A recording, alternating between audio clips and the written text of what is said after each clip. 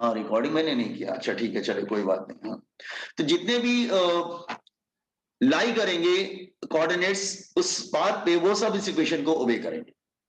तो last coordinate देखो, जैसे ये लास्ट कोऑर्डिनेट, तो हमारे पास इक्वेशन ऑफ ट्रेजेक्ट्री है, इक्वेशन ऑफ ट्रेजेक्ट्री मतलब उसका जो पाथ है that one of particle moving in x y plane, of a particle नहीं बोलेंगे, प्रोजेक्टाइल बोलेंगे, of a projectile moving in x y plane. तो हमारी इक्वेशन है y is equal to x tan theta. मैं बार बार क्यों लिख रहा हूं, ये याद होना चाहिए आपको, जी एक्स स्क्वायर अपॉन, स्टूडेंट याद कर लेता है, 2u square cos square theta. अब इसके लास्ट कोऑर्डिनेट पे आओ, r,0, लिसन केयरफुली, इसका जो लास्ट कोऑर्डिनेट है r,0, तो सिंस r,0 जो लास्ट कोऑर्डिनेट है, ये वाला लास्ट कोऑर्डिनेट, ये मैं इधर इसको, ये वाला coordinate, since r,0 lie on trajectory, ये भी ट्रेजेक्ट्री में लाई करता है, तो it will also satisfy r,0 coordinate lie on trajectory. आपकी ट्रेजेक्ट्री तो वहां खत्म हो जाती है, हाँ ठीक है, लास्ट कोऑर्डिनेट है ना, ये ट्रेजेक्ट्री स्टार्ट कहां से हुआ, 0,0, मतलब ओरिजिन से स्टार्ट हुआ। जैसे ये है इसका स्टार्टिंग और ये है इसका एंडिंग, तो starting coordinate 0,0, ending coordinate r0, वो इस ट्रेजेक्ट्री का पार्ट है ना। आप स्टार्टिंग कोऑर्डिनेट को हटा रिमूव नहीं कर सकते, या यहां पे फॉल कर रहा है एंड कोऑर्डिनेट, लास्ट कोऑर्डिनेट को भी रिमूव नहीं कर सकते। तो r,0 lie on trajectory, it will also satisfy equation of trajectory. तो हम लोग क्या करेंगे, ये जो हमारी पास इक्वेशन ऑफ ट्रेजेक्ट्री है ना, इसमें हम लोग x की जगह r रख देंगे एंड y की जगह 0 रख देंगे। मतलब ये कोऑर्डिनेट जो है ना, ये वाला कोऑर्डिनेट हम इस इक्वेशन ऑफ ट्रेजेक्ट्री में सब्स्टिट्यूट कर देंगे। आर्गुमेंट y सब्स्टिट्यूट करेंगे, क्यों सब्स्टिट्यूट कर रहे हैं, क्योंकि वो भी तो उसका पार्ट है ना, r,0 लास्ट वाला कोऑर्डिनेट जो है, तो फिर वो भी ओबे करेगा, बिकॉज r,0 जहां पे ट्रेजेक्ट्री एंड हो रही है, तो that is also the part of that trajectory ना, तो it will also obey that equation. तो मैं r,0 मतलब x कोऑर्डिनेट को r रखूंगा, y कोऑर्डिनेट को 0 और इक्वेशन ट्रेजेक्ट्री में सब्स्टिट्यूट कर दूंगा। आर्गुमेंट ये क्लियर हुआ कि हम r,0 की वैल्यू इक्वेशन ट्रेजेक्ट्री में क्यों सब्स्टिट्यूट कर रहे हैं, because we want equation of formula for range, हमें रेंज का फॉर्मूला चाहिए। Are you getting the importance of this equation of trajectory? Boys and girls की इंपॉर्टेंस समझ में आ रही है इक्वेशन ट्रेजेक्ट्री का, एक्चुअली पूरे पाथ की इक्वेशन है वो। Have you understood? Boys and girls proceed करें। Yes sir. Okay, let me complete it first. तो मैं y की जगह क्या रख दूंगा, 0, और x की जगह, x की जगह r रखूंगा, वेट, x की जगह r रखूंगा, आई हैव टू ये वाली इक्वेशन में, और x की जगह में r रखूंगा, देन tan थीटा, थीटा तो एंगल है,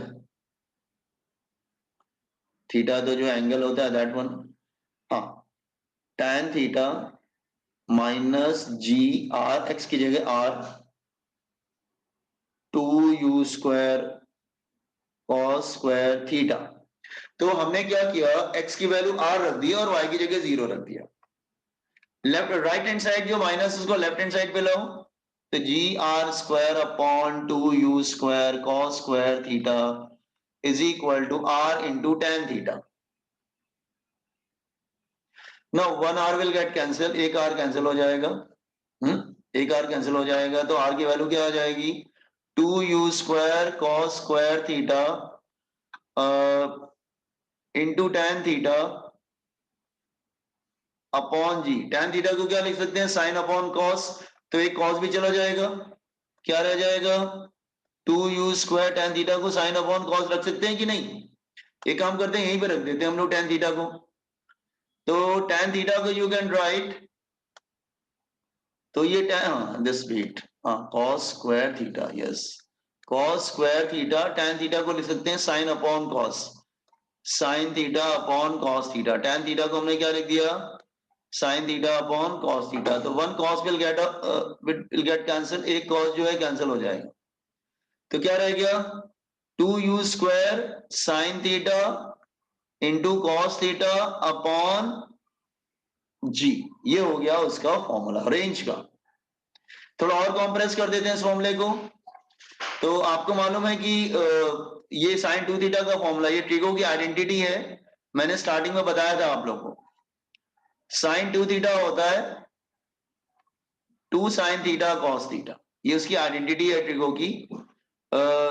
साइन 2 थीटा बराबर होता है 2 साइन थीटा कॉस थीटा। तो you can also write 2 sine theta cos theta को you can write sine 2 theta, और range is you square sine 2 theta upon g. This is equation of range. आप कोई भी formula numerical के लिए use कर सकते हो।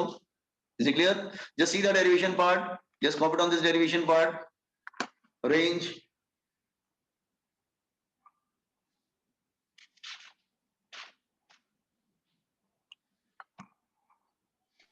सर वो रेंज के नीचे क्या लिखा है आपने वर्ड? इक्वेशन ट्रेजेक्टरी बेटा, वो थोड़ा जल्दी में लिखा था। इक्वेशन और इक्वेशन ट्रेजेक्टरी, है। हाँ इक्वेशन है, थोड़ा जल्दी में लिख दिया था। एक सेकेंड ठीक कर देता हूँ उसको।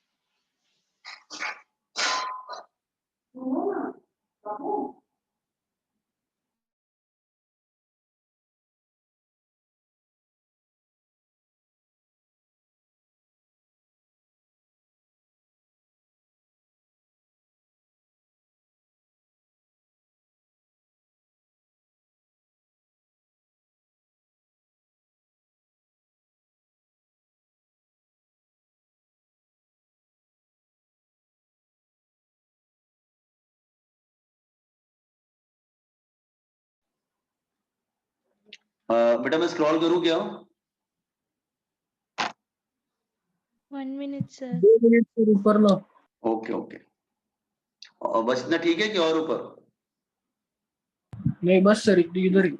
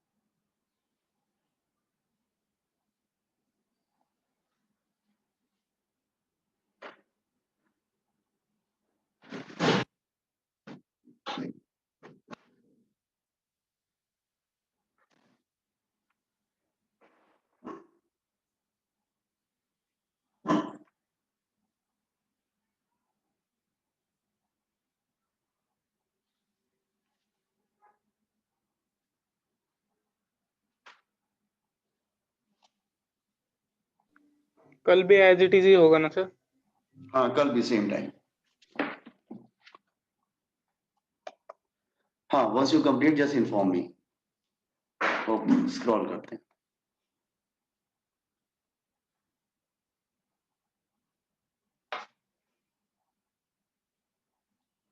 ये साइन टू थीटा का फॉर्मूला मेडिकल स्टूडेंट याद कर लीजिएगा, ये बहुत ज्यादा यूज होगा। Sine two theta is equal to sine theta into cos theta. It's a trigo identity.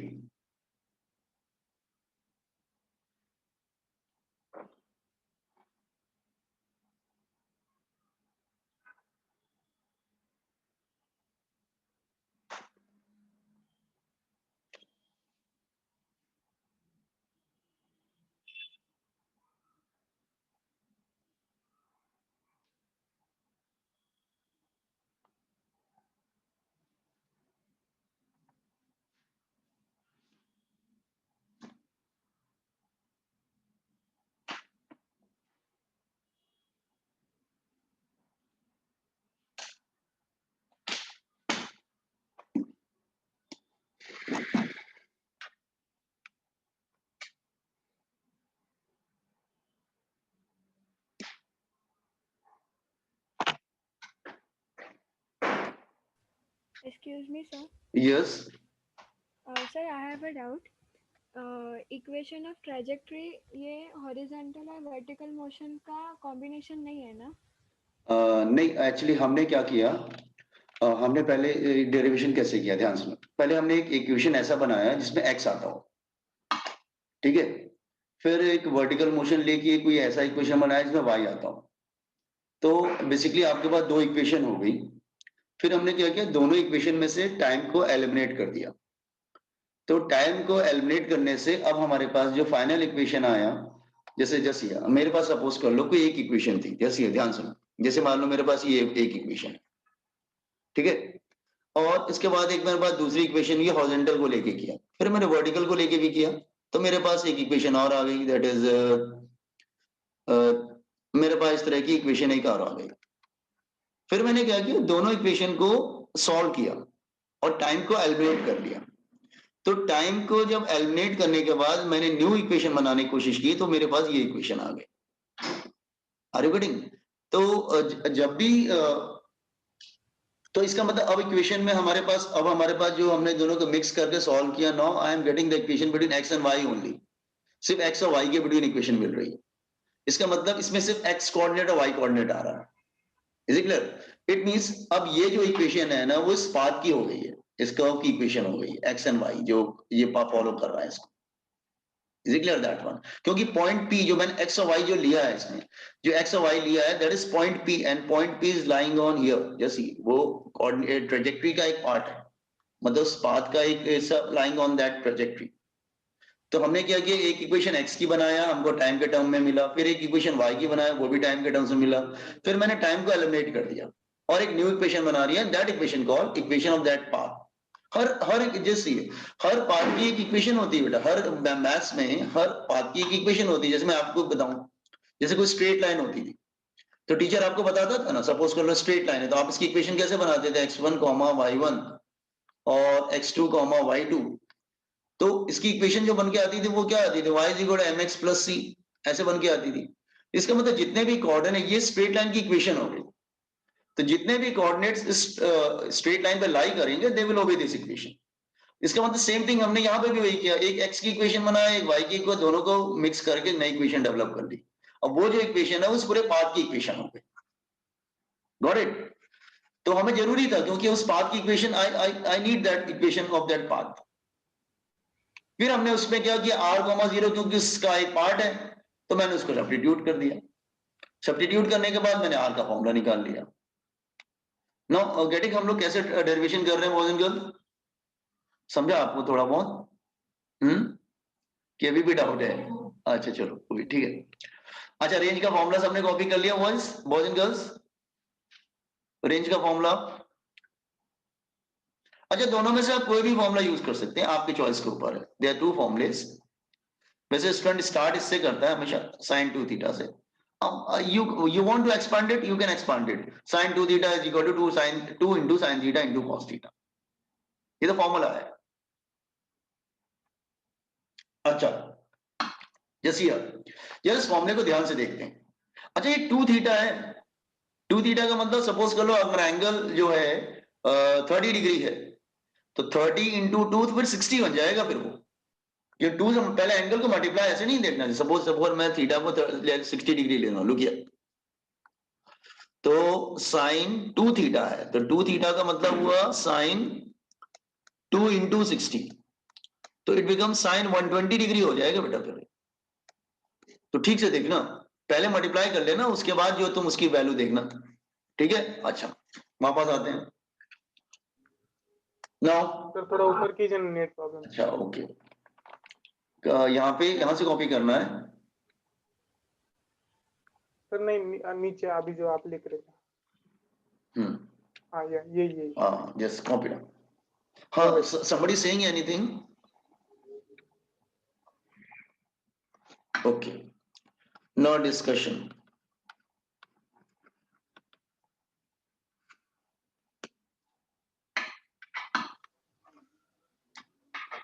Done sir. Okay पहले हम रेंज के फॉर्मूले को डिस्कस करते हैं। तो first of all condition for maximum range, range maximum कब होगा?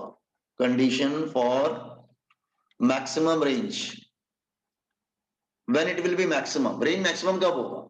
Maximum range. जस्ट ये रेंज का फॉर्मूला क्या है? You square sine 2 into theta upon g. तो range will be maximum, range will be maximum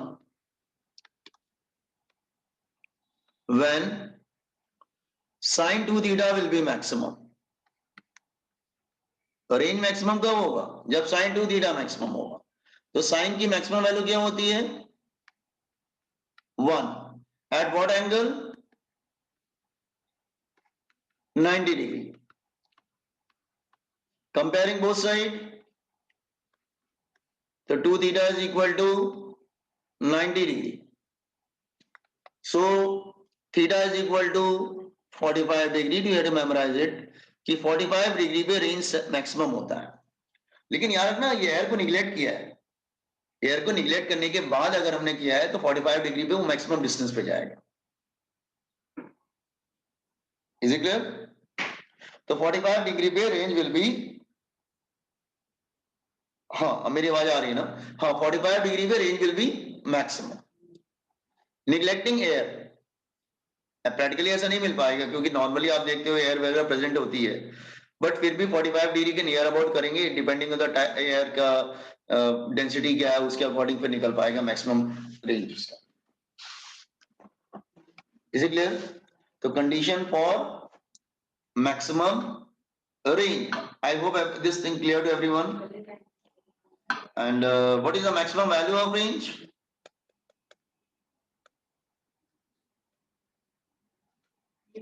Maximum value of range, तो theta is equal to 45 degree आपको मालूम है, तो आर मैक्स कितना हो जाएगा? That is equal to u square sine 2 theta 2 into 45 degree हो जाएगा।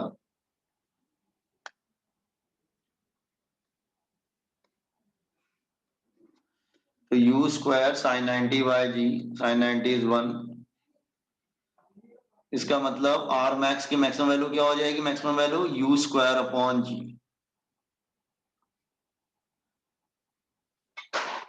This is condition for maximum range. तो ये याद रखिएगा 45 डिग्री पे रेंज मैक्सिमम होती है और मैक्सिमम रेंज की वैल्यू होती है you square upon g. U मतलब वेलोसिटी, जी मतलब acceleration due to gravity.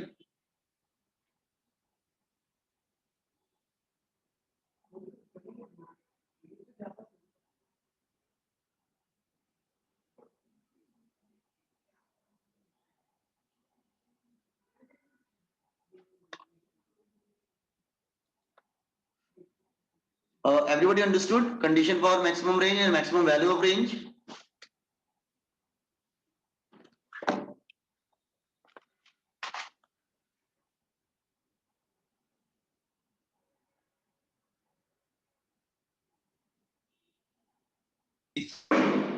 Hmm.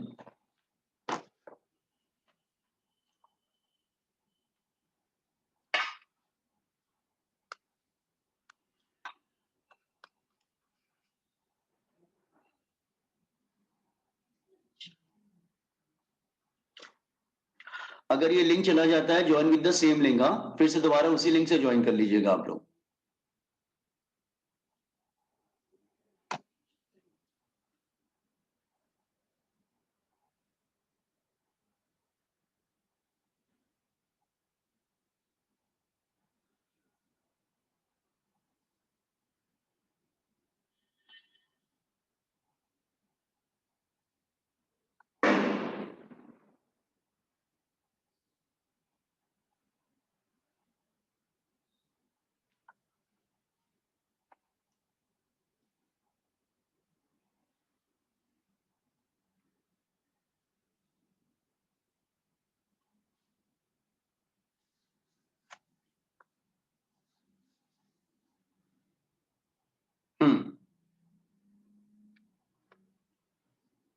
Can I proceed?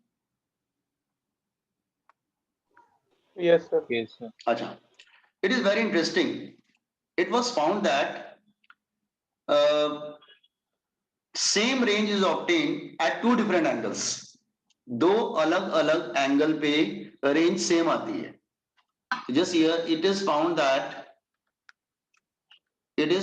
that same range, same horizontal range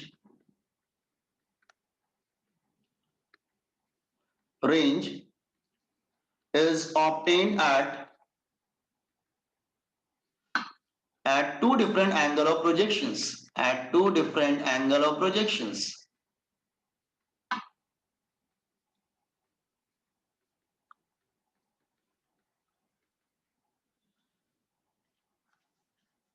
Which are complementary angles. What do you mean by complementary angles?